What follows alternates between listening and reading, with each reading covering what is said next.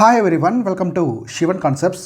So friends, ఈ వీడియోలో మనము మీకు గ్రూప్ 1 ఎగ్జామ్ కావచ్చు, గ్రూప్ 2 కావచ్చు, ఏదైనా సరే కాంపిటేటివ్ ఎగ్జామ్స్కి ఎస్పెషల్లీ ఇప్పుడు గ్రూప్ 1 ఎగ్జామ్ అయితే ఇప్పుడు ఉంది కాబట్టి గ్రూప్ 1 ఎగ్జామ్ గురించి అయితే డిస్కస్ చేసుకుందాం. ఈ వీడియో మీకు 2 కావచ్చు, గ్రూప్ 2 కావచ్చు, గ్రూప్ 4 ఆల్ కాంపిటేటివ్ ఎగ్జామ్స్కి టౌన్ ప్లానింగ్ అయినా పోలీస్ ఎగ్జామ్స్ అన్నిటికీ ఉపయోగపడతాయి. ఈ వీడియోలో నేనేం చెప్తానంటే, మీకు సౌత్ ఏషియా ఉంది కదా, మనకి దక్షిణ ఆసియా అంటాం, తెలుగులో వచ్చేసి దక్షిణ ఆసియా అంటాం. సౌత్ ఏషియాకి సంబంధించిన కొన్ని ఇంపార్టెంట్ చెప్తానమాట, ఎలా చదువుకోవాలి. ఎక్కువ ఫోకస్డ్ ఏరియా మనకి ప్రపంచ పటంలో అంటే ఓల్డ్ జాగ్రఫీ నుంచి కావచ్చు, కరెంట్ ఈవెంట్స్లో ఉన్నాయి కావచ్చు, ఇక్కడ ఎక్కువగా ఫోకస్ చేసే ఏరియా అంటే సౌత్ ఏషియా. ఎందుకంటే సౌత్ ఏషియా ఎందుకు ఇంపార్టెంట్ అంటే, మన ఇండియా చుట్టూ, ఇండియా కూడా ఇందులో పార్ట్, అందులో ఇండియన్ నేబరింగ్ కంట్రీస్ అన్నీ కూడా ఇక్కడ వస్తాయి. మనకి తెలుగులో ఏమంటారంటే దక్షిణ ఆసియా అంటాం. దక్షిణాసియా అంటాం. ఈ ప్రాంతం గురించి మనం క్లియర్గా ఇప్పుడు డిస్కస్ చేసుకుందాం. ఎలాంటి క్వశ్చన్స్ వచ్చేదానికి అవకాశం ఉంది, ఎలా చదువుకోవాలి, ఏ టాపిక్స్ ఎక్కువ ఫోకస్ చేయాలి, అవన్నీ కూడా నేను ఇక్కడ ఎక్స్ప్లెయిన్ చేస్తాను. మొట్టమొదటి మీకు ఫస్ట్ మామూలుగా సౌత్ ఏషియా అంటే మీకు తెలుసు కదా, భూమధ్యరేఖకి పైన ఉంటుంది. ఎగ్జాక్ట్గా భూమధ్యరేఖకి నార్త్ సైడ్ ఉత్తరాన ఉంటుంది అనమాట. ఇప్పుడు సౌత్ ఏషియాకి సంబంధించి ఎటువంటి పాయింట్స్ అనేది ఎక్కువగా అడిగేదానికి అవకాశం ఉందో ఇప్పుడు మనం క్లియర్గా డిస్కస్ చేసుకుందాం. ఫస్ట్ మీకు సౌత్ ఏషియా అంటే ఏ ఉంటాయి తెలియాలి, ఏ కంట్రీస్ ఈ రీజన్లో ఉంటాయి మీకు తెలియాలి. ఫస్ట్ మనకి సౌత్ ఏషియా అంటే ఏ కంట్రీస్ ఉంటాయంటే, ఒకటి ఆఫ్ఘనిస్తాన్. ఆఫ్ఘనిస్తాన్ ఉంటుంది. తర్వాత బంగ్లాదేశ్. బంగ్లాదేశ్ ఉంటుంది, ఆఫ్ఘనిస్తాను, బంగ్లాదేశ్, తర్వాత భూటాను. మీకు ఆల్ఫాబెటిక్ ఆర్డర్లో నీట్గా రాస్తాను. భూటాన్ కావచ్చు, ఇంకా ఏముంటాయి, ఇండియా. మీకు ఇండియా తెలుసు కదా, ఇండియా ఒకటి. తర్వాత ఇండియా తర్వాత ఏముంటుంది, ఇండియా తర్వాత మాల్దీవ్స్. మాల్దీవ్స్ తర్వాత నేపాల్, తర్వాత పాకిస్తాన్, ఫైనల్గా మనకి శ్రీలంక. పాకిస్తాను, శ్రీలంక, ఈ దేశాలు ఉండే రీజన్ మొత్తాన్ని కూడా ఏమంటారంటే సౌత్ ఏషియా అంటారు. సౌత్ ఏషియా అని పిలుస్తారనమాట. మనకు అందుకే సార్క్లో కూడా ఈ దేశాలే ఉంటాయి. ఎగ్జాక్ట్గా గుర్తుపెట్టుకోండి, ఇక్కడ వెరీ వెరీ ఇంపార్టెంట్. సౌత్ ఏషియాలో ఏ దేశాలు ఉంటాయి, సింపుల్గా అడగాలనుకుంటే మిమ్మల్ని కన్ఫ్యూజ్ చేయడానికి ఈ విధంగా అడిగేసి మయన్మార్ అనేది ఇచ్చేస్తాడు. మయన్మార్ అనేది సౌత్ ఏషియా ప్రాంతంలో ఉండదు. మయన్మార్ వచ్చేసి కంప్లీట్గా మనకి సౌత్ ఈస్ట్ ఏషియా గుండా వెళ్తుందన్నమాట. సౌత్ ఈస్ట్ ఏషియా ప్రాంతంలో ఉంటుంది. ఇక్కడ ఆఫ్ఘనిస్తాన్ కావచ్చు, బంగ్లాదేశ్, భూటాను, ఇండియా, మాల్దీవ్స్, నేపాల్, పాకిస్తాన్ అండ్ శ్రీలంక, ఇవి వచ్చి సౌత్ ఏషియాలో ఉంటాయి. ఎగ్జాక్ట్గా ఈ దేశాలే మనకి సార్క్లో కూడా ఉంటాయి. మనకి సౌత్ ఏషియా నుంచి ఉన్నటువంటి ఇంపార్టెంట్ ఆర్గనైజేషన్స్ ఏమున్నాయంటే సార్క్. ఒకటి వచ్చేసి సార్క్. సార్క్ అంటే అబ్రివేషన్ ఏంటి? సార్క్ అంటే అబ్రివేషన్ అంటే South Asian association for regional comprehension. Regional cooperation గుర్తుపెట్టుకోండి. South Asian association for regional cooperation. కాబట్టి ఈ విధంగా అయితే అబ్రివేషన్ ఉంటుంది సార్క్కి. ఇప్పుడు సార్కు సంబంధించిన విషయాలు కావచ్చు, ఇవన్నీ కూడా మనం క్లియర్గా చూసుకుందాం. సార్క్ ఒకటి. నెక్స్ట్ మనకి బిమ్స్టెక్ కూడా ఉంది. ఇక్కడ బిమ్స్టెక్ ఉంది, సఫ్టా ఉంది, ఇవన్నీ కూడా ఉన్నాయి. ఇప్పుడు వాటి గురించి కూడా మనం ఒక్కొక్కటి క్లియర్గా డిస్కస్ చేసుకుందాం. ఇప్పుడు సార్క్ ఉంది కదా, మీరు ఐఆర్లో చదువుకునేటప్పుడు సార్క్ గురించి అయితే ఖచ్చితంగా ప్రతి ఒక్కరు కూడా చదువుకోవాలి. సార్కు సంబంధించిన హెడ్ క్వార్టర్స్ ఎక్కడ ఉంది, ఫస్ట్ వెరీ వెరీ ఇంపార్టెంట్ ఇక్కడ వచ్చేసి హెడ్ క్వార్టర్స్. సార్కు సంబంధించిన హెడ్ క్వార్టర్స్ ఎక్కడ ఉందంటే మనకి కాఠ్మాండు. కాఠ్మాండు ఏంటి? కాఠ్మాండు వచ్చేసి నేపాల్ యొక్క రాజధాని. నేపాల్ దేశం యొక్క రాజధాని, capital city of the Nepal వచ్చేసి కాఠ్మాండు అనమాట. హెడ్ క్వార్టర్స్ వచ్చేసి ఇక్కడ ఉంటుంది. ఇందులో మొత్తం ఏ దేశాలు ఉన్నాయి, ఇవి ఉన్నాయన్నమాట. ఇవి గుర్తుపెట్టుకోవడానికి మీకు ఒక కోడ్ వచ్చేసి ఎంబీబీఎస్ పెయిన్. MBBS pain. చూడండి, మాల్దీవ్స్, బంగ్లాదేశ్, భూటాను, శ్రీలంక, పాకిస్తాన్, ఆఫ్ఘనిస్తాన్, ఇండియా, నేపాల్. ఇది వచ్చేసి కోడ్ అనమాట. ఎంబీబీఎస్ పెయిన్ అనేది కోడ్, సార్క్కి సంబంధించిన ఇన్ఫర్మేషన్. మీకు సౌత్ ఏషియన్ గుర్తురాగానే సార్క్ అనేది గుర్తు రావాలి. సార్క్లో ఈ విధంగా ఉంటాయి. సార్క్ అనేది ఏ ఇయర్లో ఎస్టాబ్లిష్ చేశారు, ఇది ఒకటి ఇంపార్టెంట్. హెడ్ క్వార్టర్స్ తర్వాత మనకి 1985లో సార్క్ అనేది స్టార్ట్ చేశారనమాట. సార్క్ వచ్చేసి 1985లో స్టార్ట్ చేశారు. ఇందులో మొత్తం 8 దేశాలు ఉంటాయి. మీకు తెలుసు కదా 8 దేశాలు ఏమున్నాయో, ఇవన్నీ కూడా క్లియర్ కట్గా చూసుకోండి. ఇంకా సార్కు సంబంధించిన ఇన్ఫర్మేషన్ కూడా క్లియర్గా చూసుకోండి. ఇండియాలో ఫస్ట్ సమ్మిట్ ఎప్పుడు జరిగింది, ఇట్లాంటి కూడా అడిగేదానికి అవకాశం ఉంది. ఇట్లా మీరు సార్క్ అయితే గుర్తుపెట్టుకోండి.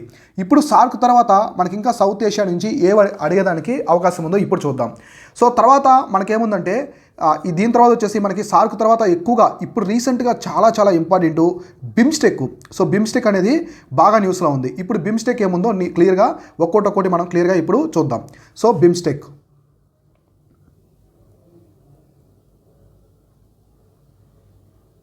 బిమ్స్టెక్ సో బిమ్స్టెక్ అనేది కూడా సార్క్ లాగే ఒక కోఆపరేషన్ అనమాట. ఇది కూడా సార్క్ లాగే మనకి వన్ ఆఫ్ ది కోఆపరేషను. ఇందులో ఫస్ట్ వచ్చేసి దీంట్లో వచ్చేసి బిమ్స్టెక్లో మయన్మార్ అనేది మామూలుగా లేదనమాట. సో ఒకప్పుడు వచ్చేసి మామూలుగా మనకి మయన్మార్ అనేది లేదు. అలానే దీంట్లో మయన్మార్ అనేది తర్వాత మనకి యాడ్ అయింది. సో బే ఆఫ్ బెంగాల్ తర్వాత యాడ్ అయింది కాబట్టి ఇప్పుడు దీని గురించి ఉన్నాయి మనం క్లియర్గా ఒక్కొక్కటి డిస్కస్ చేసుకుందాం. సో ఇట్లా అనమాట ప్రతి రీజన్ కూడా నీట్గా చదువుకోవాలి. ఒక్కొక్క రీజన్కి సంబంధించిన ఇన్ఫర్మేషన్ ఏముంది ఆ ఇన్ఫర్మేషన్ క్లియర్గా మీరు 360 డిగ్రీస్ యాంగిల్స్లో చూసుకోవాలన్నమాట. అప్పుడే మీకు క్లియర్ కట్గా ఇన్ఫర్మేషన్ అనేది ఉంటుంది. ఇప్పుడు మనము బిమ్స్టెక్కి సంబంధించిన ఇంపార్టెంట్ ఏమి ఉన్నాయి ఒక్కొక్కటి క్లియర్గా మనం డిస్కస్ చేసుకుందాం. ఈ బిమ్స్టెక్ అనేది మామూలుగా ఇది ఎప్పుడు ఫామ్ అయిందంటే మనకి 1997లో ఫామ్ అయింది. 1997లో స్టార్ట్ చేశారు. అసలు బిమ్స్టెక్ అబ్రివేషన్ ఏంటి, అసలు బిమ్స్టెక్ యొక్క అబ్రివేషన్ ఏంటో ఇక్కడ ఇంపార్టెంట్. సో బిమ్స్టెక్ అనేది మనం మామూలుగా దీని యొక్క అబ్రివేషన్ ఏంటంటే మీకు క్లియర్గా కూడా ఎక్స్ప్లెయిన్ చేస్తాను. బిమ్స్టెక్ ఇప్పుడు ఈ గ్రూప్ 1 ఉంది కదా, సో గ్రూప్ 1 ఎగ్జామ్లో ఈ మధ్య కొన్ని అబ్రివేషన్స్ కూడా అడుగుతున్నారు. సో అబ్రివేషన్ కూడా అడుగుతున్నారు కాబట్టి ఒకసారి మీరు అబ్రివేషన్ కూడా చూసుకోండి. బిమ్స్టెక్ అబ్రివేషన్ కూడా ఏముందో చూసుకోండి. సో బిమ్స్టెక్ యొక్క అబ్రివేషన్ ఏంటంటే bay of Bengal initiative for multi sectoral technical and economic cooperation. నేను మీకు టెలిగ్రామ్ ఛానల్లో పెడతాను. ఇవన్నీ కూడా నేను ఫుల్ ఫామ్స్ అనేవి మీకు టెలిగ్రామ్ ఛానల్లో పెడతాను, లేదా మన యాప్లో అయినా అప్లోడ్ చేస్తాను, అక్కడ చూడండి. సో ఇక్కడ బిమ్స్టెక్ సంబంధించిన అబ్రివేషను కాకపోతే పెద్ద ఇంపార్టెంట్ కాదు, మెయిన్స్ ఎగ్జామినేషన్లో మీరు రాయండి. సో ఇప్పుడు బిమ్స్టెక్లో ఏ కంట్రీస్ ఉన్నాయనేది మనకి బాగా ఇంపార్టెంట్. బిమ్స్టెక్లో వచ్చేసి ఏ కంట్రీస్ ఉన్నాయి ఇప్పుడు వచ్చేసి క్లియర్ కట్గా మనం చూద్దాం. దాంతోపాటు ఇయర్ గుర్తుపెట్టుకోండి, ఖచ్చితంగా ఇయర్స్ అనేది గుర్తుపెట్టుకోండి, అడిగేదానికి అవకాశం ఉంది. ఏ ఇయర్లో ఏదోటి ఫామ్ అయింది, ఏ బిమ్స్టెక్ ఫామ్ అయింది, సో సార్క్ ఏ సంవత్సరంలో ఫామ్ అయింది, ఇట్లా అడిగేదానికి కూడా అవకాశం ఉంది. కాబట్టి సో బిమ్స్టెక్ గురించి కూడా మీరు క్లియర్ కట్గా ఇన్ఫర్మేషన్ అనేది చూసుకోండి. ఇప్పుడు బిమ్స్టెక్లో ఏ కంట్రీస్ ఉన్నాయో మనము సో క్లియర్గా ఒక్కొక్కటి మనము డిస్కస్ చేసుకుందాం. దాంతోపాటు బిమ్స్టెక్కి సంబంధించిన ఆబ్జెక్టివ్స్ ఏమున్నాయి, సో బిమ్స్టెక్కి సంబంధించిన ఆబ్జెక్ట్ ఏమున్నాయి కూడా మనము ఇప్పుడు చూద్దాం. సో బిమ్స్టెక్లో ఏ కంట్రీస్ ఉన్నాయి ఇప్పుడు చూద్దాం. ఫస్ట్ వచ్చేసి బంగ్లాదేశ్. సో బంగ్లాదేశ్ ఒకటి. So next Bhutan. So bay of Bengal అన్నారు, మరి భూటాన్ ఎందుకు వస్తుంది, నేపాల్ ఎందుకు వస్తుందని మీకు డౌట్ రావచ్చు. సో ఇవి సముద్రం లేనప్పటికీ కూడా అందులో పార్ట్ అనమాట. సో ఈ నేపాల్ భూటాన్ కూడా. సో బంగ్లాదేశ్ ఒకటి, భూటాన్ ఒకటి, ఇండియా, నేపాల్, మనకి ఇంకా శ్రీలంక. సో శ్రీలంక తర్వాత వచ్చేసి లాస్ట్ మనకి ఇవి వచ్చేసి ఏంటి, ఇవన్నీ కూడా మనకి సౌత్ ఏషియా కంట్రీ నుంచి ఆడిన దేశాలు అనమాట. అంటే మనకి దక్షిణాసియా నుంచి ఆడిన దేశాలు. ఇవి కాకుండా మనకి ఇంకొక 2 కంట్రీస్ అనేవి ఆడాయి అనమాట. అవి వచ్చేసి మనకి మయన్మార్. సో మయన్మారు అండ్ థాయిలాండ్, ఇవి వచ్చేసి మనకి సౌత్ ఈస్ట్ ఏషియా నుంచి యాడ్ అయిన కంట్రీస్ అనమాట. సో బిమ్స్టెక్లో దక్షిణాసియా నుంచి ఈ దేశాలు ఉంటే మనకి 5 దేశాలు ఉంటే మనకి 5 దేశాలు ఉంటే ఇక్కడ సౌత్ ఏషియా నుంచి 2 దేశాలు ఉంటాయి. మొత్తం ఇక్కడ వచ్చేసి మనకి ఎన్ని ఉంటాయంటే 7 దేశాలు అనేవి ఉంటాయన్నమాట. ఇవి 5, 7. ఇట్లా బిమ్స్టెక్ గురించి మీరు క్లియర్ కట్గా ఇన్ఫర్మేషన్ అనేది చూసుకోండి. ఇది ఏ ఇయర్లో స్టార్ట్ అయిందంటే మనకి కంప్లీట్గా ఇది వచ్చేసి 1997లో బిమ్స్టెక్ అనేది స్టార్ట్ అయింది. ఇట్లా ఇంకా మనకి సౌత్ ఈస్ట్ ఏషియా పరంగా ఇంకా కొన్ని ఉన్నాయన్నమాట. అవి కూడా ఏంటంటే మనకి సఫ్టా అంటారు, ఫ్రీ ట్రేడ్ అగ్రిమెంటు. సో ఏ దేశాలకు మధ్య ఫ్రీ ట్రేడ్ అగ్రిమెంట్ ఉందో ఇప్పుడు సఫ్టా గురించి కూడా మనం క్లియర్గా డిస్కస్ చేసుకుందాం. సో సఫ్టాలో కూడా ఏ కంట్రీస్ ఉన్నాయో ఇప్పుడు మనం క్లియర్గా ఒక్కొక్కటి డిస్కస్ చేసుకుందాం, అది కూడా చూద్దాం. సో సఫ్టా అంటే ఫ్రీ ట్రేడ్, అంటే south Asia free trade agreement అనమాట. అవేమున్నాయి ఇప్పుడు చూద్దాం. సో ఫస్ట్ ఇప్పుడు సార్క్ గురించి చెప్పుకున్నాము, బిమ్స్టెక్ గురించి చెప్పుకున్నాము, ఇప్పుడు సఫ్టా. అంటే నేను ఇక్కడ ఏం చేస్తున్నానంటే మీకు బ్రీఫ్ డిస్కషన్ ఇస్తున్నాను. మీరేం చేయాలంటే మీకు బుక్స్ ఉన్నాయి కదా, మీ దగ్గర ఉండే బుక్స్లో క్లియర్గా చూసుకోండి, నీట్గా అక్కడ ఇన్ఫర్మేషన్ ఉంటుంది.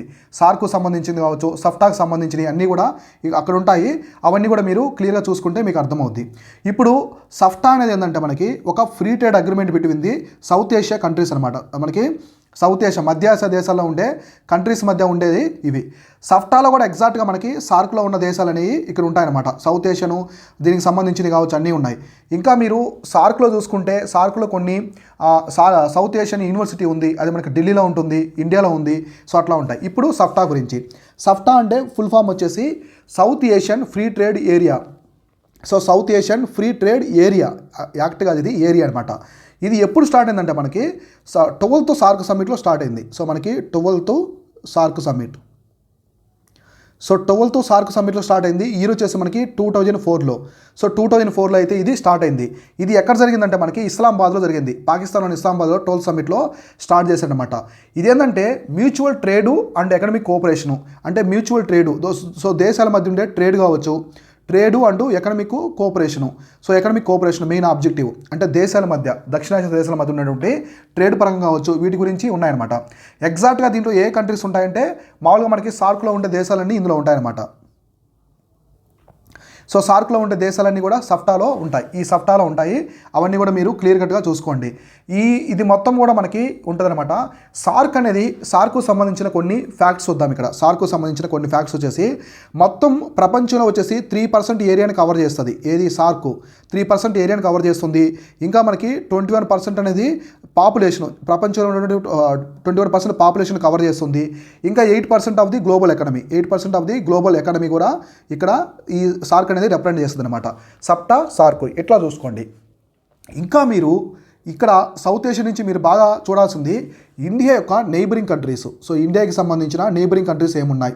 So India and it's neighbouring, so neighbouring countries.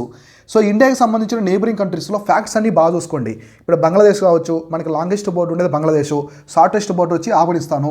So తర్వాత ఫస్ట్ 4 ఆర్డర్లో ఏ ఉన్నాయి, ఏ దేశాలతో బోర్డర్ని షేర్ చేసుకుంటుంది, అగ్రిమెంట్స్ ఏమున్నాయి, కొన్ని అగ్రిమెంట్స్ ఉన్నాయి. ఇప్పుడు కొన్ని చెప్తాను చూడండి మీకు.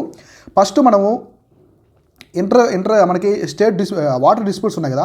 సో ఇండియాకి ఏ దేశాలకు మధ్య వాటర్ డిస్ప్యూట్స్ ఉన్నాయి ఇప్పుడు మీకు చెప్తాను. ఇవి చాలా ఇంపార్టెంట్, ఎక్కువ అడుగుతుంటారు. సో ఫస్ట్ వచ్చేసి మనకి రివర్ తీస్తా, సో రివర్ తీస్తా అండ్ రివర్ ఫెనీ. సో రివర్ తీస్తా, రివర్ ఫెనీ, ఈ రెండు కూడా మనకి ఇండియా అండ్ బంగ్లాదేశ్కి మధ్య వాటర్ డిస్ప్యూట్స్ అనమాట. India and Bangladesh. మనకి రివర్ ఫెనీ అనేది ఎక్కడ ఉంటుందంటే త్రిపుర దగ్గర ఉంటుంది. సో త్రిపుర స్టేట్ దగ్గర ఉంటుంది. త్రిపుర నుంచి బంగ్లాదేశ్లోకి వెళ్తుందన్నమాట. ఈ తీస్తా అనేది మనకి సిక్కిం గుండా స్టార్ట్ అయ్యి గంగా రివరు బ్రహ్మపుత్ర కలిసి దగ్గర కలుస్తుంది అనమాట. సో ఇట్లా తీస్తా అనేది ఇంపార్టెంట్, సిక్కిం నుంచి వెళ్తుంది. ఈ 2 రివర్స్ వచ్చేసి ఇండియా బంగ్లాదేశ్ మధ్య వాటర్ డిస్ప్యూట్స్. తర్వాత మనకి రివర్ కాళీ ఉంది. సో రివర్ కాళీ, సో రివర్ కాళీ అనేది ఇండియా అండ్ నేపాల్కి వాటర్ డిస్ప్యూట్ అనమాట. ఇండియా నేపాల్కి మధ్య నదీ వివాదము. తర్వాత మనకి ఇంకా చూసుకుంటే రివర్ బ్రహ్మపుత్ర కావచ్చు. రివర్ బ్రహ్మపుత్ర అనేది ఇండియాకి చైనాకి మధ్య వాటర్ డిస్ప్యూట్స్ అనమాట. టిబెట్ ఉంది కదా, ఈ రీజన్లో. ఇట్లాంటివి కూడా చూసుకోండి. ఇంటర్నేషనల్ పరంగా, సౌత్ ఏషియా పరంగా ఈ విధంగా కూడా చూసుకోవాలి. ఇట్లా మీరు ఇండియన్ నైబరింగ్ కంట్రీకి సంబంధించిన అన్నీ కూడా చూసుకోండి. ఇప్పుడు మనకి మనాస్ నేషనల్ పార్క్ ఉంది. అలానే మనకి రాయల్ మనాస్ నేషనల్ పార్క్ ఎక్కడ ఉంటుందంటే సో మనకి ఇది భూటాన్లో ఉంటుంది. సో భూటాన్లో ఉంది. రీసెంట్గా కరెంట్ ఈవెంట్స్లో ఉన్న ఫ్యాక్ట్స్ కూడా చూసుకోవాలి. రీసెంట్ కరెంట్ ఈవెంట్స్లో మనకి ఏమున్నాయి, డోక్లాము డెజర్ట్ ఉంది కదా. సో డోక్లాం డెజర్ట్లో ఇండియన్ ఆర్మీ కావచ్చు, అలానే సో మనకి చైనీస్ ఆర్మీకి మధ్య ఒక స్టాండ్ ఆఫ్ అయితే జరిగిందనమాట. సో ఈ డోక్లాం డెజర్ట్ ఎక్కడ ఉందంటే మనకి ట్రై జంక్షన్లో ఉంటుంది. భూటాను, ఇండియా, అలానే టిబెట్ కలిసే ప్రాంతంలో ఉంటుంది. ఇది మామూలు దేనికి సంబంధించిందంటే భూటాన్ దేశానికి సంబంధించినటువంటి ప్రాంతము. సో ఇంకా నాతులా పాస్ ఉంది. నాతులా హిమాలయన్ పాస్ అనేది సిక్కిం దగ్గర ఉంటుంది. టిబెట్కు సిక్కింకి మధ్యలో ఉంటుంది. ఇదేం చేస్తుందంటే అక్కడి నుంచి మనకి మానస్ సరోవర్ అక్కడికి వెళ్ళేదానికి రూట్ అనమాట. అది అక్కడ అట్ల నుంచి వెళ్తారు. తర్వాత ఇంకా మనకి మౌంట్ బ్యారన్ ఏంటి చాలామంది తెలిసే ఉంటుంది. ఇది ఓన్లీ యాక్టివ్ వోల్కానో. సో మన సౌత్ ఏషియా మొత్తం మీద ఓన్లీ యాక్టివ్ వోల్కానో అనమాట. సౌత్ ఏషియా కావచ్చు, సౌత్ ఏషియా అలానే ఇండియా కూడా. సో ఇండియా అండ్ సౌత్ ఏషియాలో ఒకే ఒక యాక్టివ్ వోల్కానో వచ్చేసి మౌంట్ బ్యారన్. ఇది ఎక్కడుందంటే మనకి అండమాన్ అండ్ నికోబార్ ఐలాండ్స్లో ఉందన్నమాట. సో అండమాన్ అండ్ నికోబార్ ఐలాండ్స్లో ఉంది ఏది, మౌంట్ బ్యారన్. ఇట్లాంటి మీరు సౌత్ ఏషియాకి సంబంధించిన ఇన్ఫర్మేషన్ అంతా కూడా చూసుకోండి. ఇంకొన్ని ఫ్యాక్ట్స్ చూద్దాం ఇక్కడ. మీకు ఇంకొన్ని ఫ్యాక్ట్స్ అయితే ఎక్స్ప్లెయిన్ చేస్తాను. మనకి 8 degree channel, 9 degree channel, 10 degree channel ఇవి ఉన్నాయి కదా, ఎక్కువగా మనకి అడుగుతూ ఉంటారు, ఎగ్జామినేషన్లో అడుగుతూ ఉంటారు. ఇప్పుడు మనం చూద్దాం. సో మనకి భూమిలో ఫస్ట్ 0 డిగ్రీస్ ఉంటుంది. తర్వాత 0 నుంచి మనకి 9 డిగ్రీస్ పెరుగుతూ ఉంటాయి ఏవి, లాటిట్యూడ్స్. ఫస్ట్ మనకి 8 డిగ్రీ ఛానల్. సో ఇది వచ్చేసి 8 డిగ్రీ ఛానల్. ఇది 8 డిగ్రీ ఛానల్. ఇది వచ్చేసి మనకి 9 డిగ్రీ ఛానల్. ఇది 9 డిగ్రీ, సో ఇది 9 డిగ్రీ ఛానల్. ఇది వచ్చేసి మనకి 10 degrees channel. First 8 degrees channel దేని డివైడ్ చేస్తుందంటే మాల్దీవ్స్ని, మినికాయ్ ఐలాండ్స్ని. సో చూడండి ఇక్కడ మాల్దీవ్స్, ఇది మాల్దీవ్స్, ఇది మినికాయ్.